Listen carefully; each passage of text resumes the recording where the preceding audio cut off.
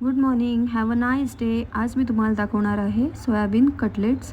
थोडी मी घाईत असल्यामुळे मला नंतरचे फोटोज काढता आले नाही आहेत. तरी पण प्लीज तुम्ही सर्वांनी बघा, खूप पौष्टिक असे. इथे मी एका बाउलमध्ये सोयाबीन घेतलेलं आहे.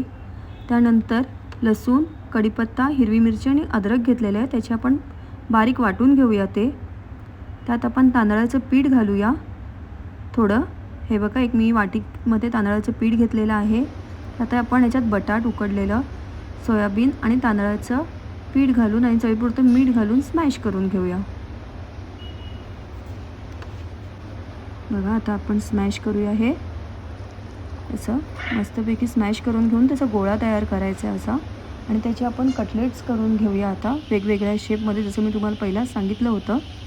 एका पॅनमध्ये आपण इथे तेल तापत ठेवलेलं आहे. त्यात आपण हे फ्राय करून घेऊया. आणि इथे माझे कटलेट्स रेडी झालेले आहेत. मला वेळ नव्हता म्हणून झटपट असे एवढेच मी फोटो काढले. थँक्यू.